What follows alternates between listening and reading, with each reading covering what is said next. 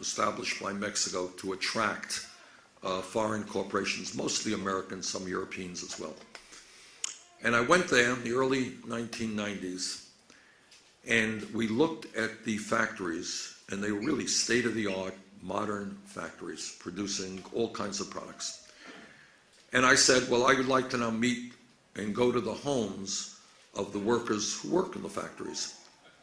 Well, the problem was, and this is 100% true, we couldn't go to the homes of some of the workers because they did not live in homes. They literally lived in cardboard shacks. Do you know the cardboard that comes with refrigerators or washing machines? You know those big cardboard things? They had patched that together. That is was where. Now this is the early 1990s. Things may well have changed. They were then, again, back in the early 1990s, making 25 cents an hour, living literally in cardboard shacks, drinking filthy water. I saw the water that was coming in. There was one light bulb strung up there. Those were the folks who were doing the jobs that well-paid Americans, that Americans had been doing at decent-paying jobs. So these trade agreements threw American workers out on the street and exploited some of the poorest people in our hemisphere. We can do better than that. So my basic philosophy is not unfettered free trade, but fair trade. Fair trade.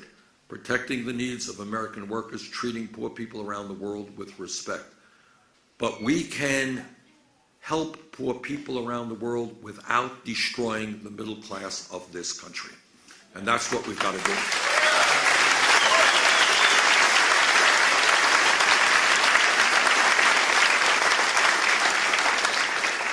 Let me just say, I don't have to explain to people in Jamesville what happened to the GM plant here in 2008 and how many thousands of workers' lives and families were impacted, how many people had to leave the community. But also here in Wisconsin, as all of you know, in 1996, Johnson Controls shut down its Brew City valve plant in Milwaukee, moved to Mexico, where they paid workers there 72 cents an hour.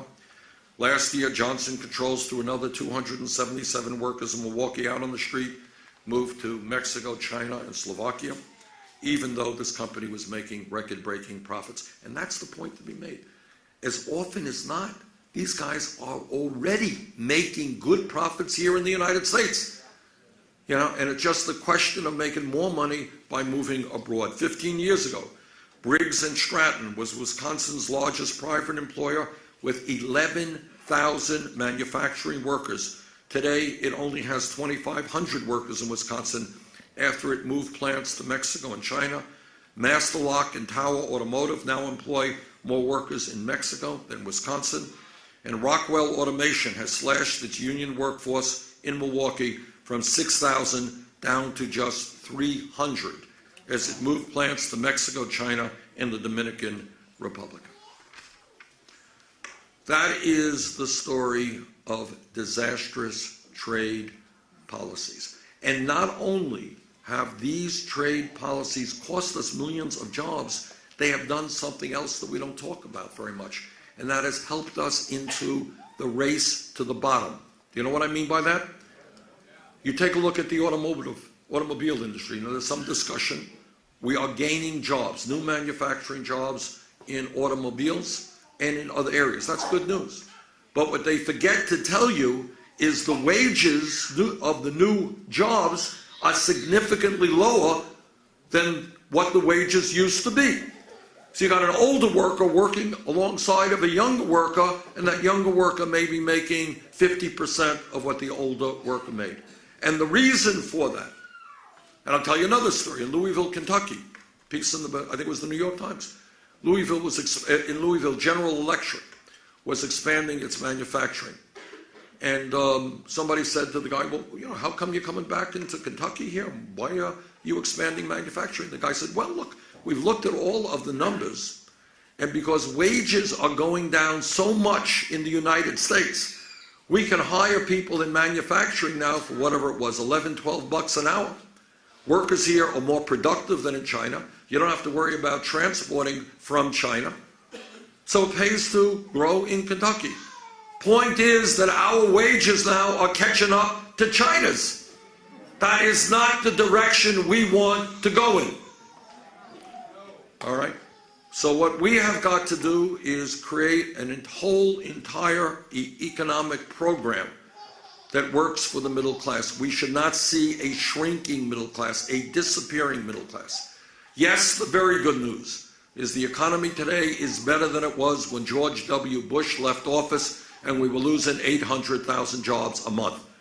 But we have got to stop this shrinking of the American middle class, where real wages, you know why people are angry out there? They are angry because they are working longer hours for lower wages. They have a right to be angry. They're angry because they're working 2 or 3 jobs to make a living. They've got a right to be angry.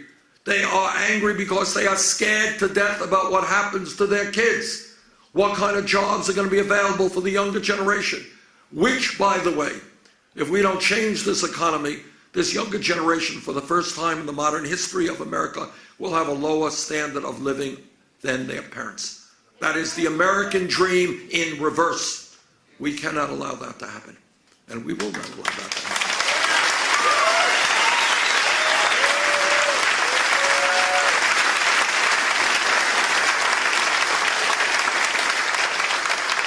So let me just, and by the way, you know, without being too political this morning, let me, oh yeah, I forgot, I am running for president, yeah, all right. All right, let me be political.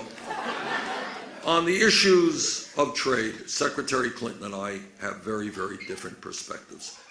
I have voted against and worked against and led the opposition against every one of these disastrous trade agreements.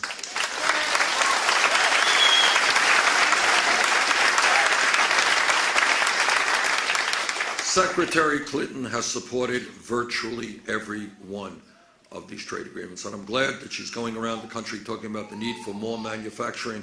Well, that's a great idea, but maybe she should have been there 20 or 30 years ago when we started hemorrhaging manufacturing jobs in this country, largely because of a disastrous trade policy. Now, if we're going to rebuild the middle class, we've got to transform our trade policy, but we've got to do even more than that. In Wisconsin and all over this country, you got people working at jobs that are paying wages that are just too low.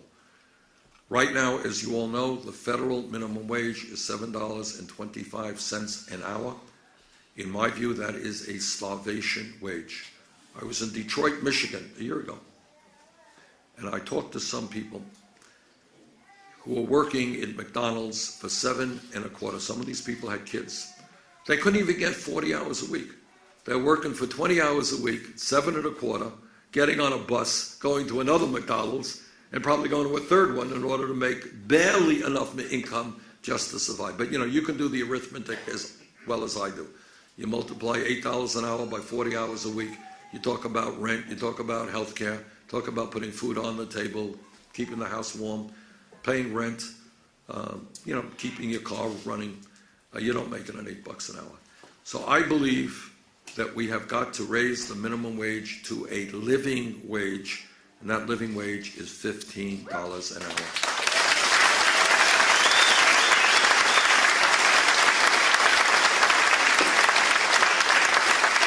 And that $15 an hour will take millions of Americans out of poverty.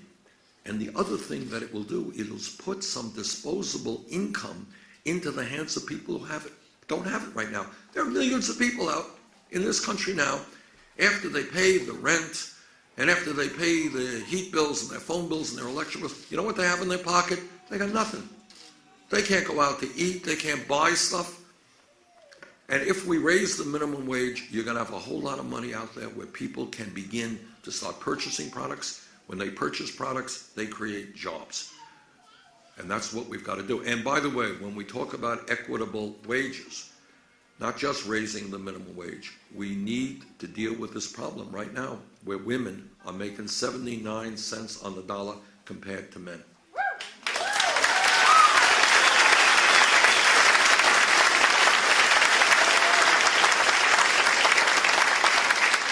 And I know that every man here will stand with the women in the fight for pay equity, something which I will strongly support.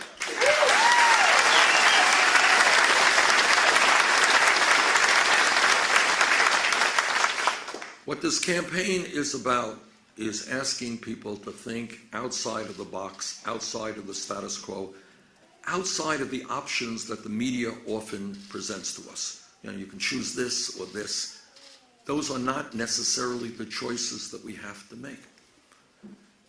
Right now, for example, in this great country of ours, our infrastructure is collapsing in many parts of America. All right? I was in Flint, Michigan a month ago, and I will never, as long as I live, forget what I heard from some parents in Flint, Michigan, who have observed their children being poisoned and the cognitive impact that had on their kids' brains. In Flint, Michigan, children are being poisoned by a totally dysfunctional water system. But it's not just Flint, Michigan, whose water system is in trouble. There are hundreds of them throughout our country. Our roads are in disrepair. In my state of Vermont, we have many, many bridges there that are in terrible need of fixing. We have a rail system which used to be the best in the world. It is now falling behind Europe, Japan, even China. We have levees and dams and airports that need a massive amount of work.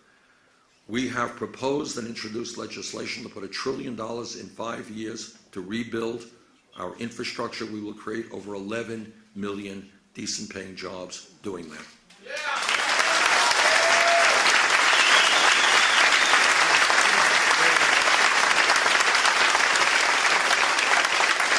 Now, people say, well, yes, we all agree, very little dispute about the fact that our infrastructure is collapsing. The American Society of Civil Engineers says we need at least $3 trillion to bring us up to par. So, Bernie, they say, well, where are you going to get the money to pay for this $1 trillion improvement program? And the answer is, right now, we have a tax system that is totally skewed to benefit the wealthy and large corporations. So what you got right now is one particular tax loophole which allows multinational corporations who make billions of dollars a year in profits to stash their money in the Cayman Islands and in Bermuda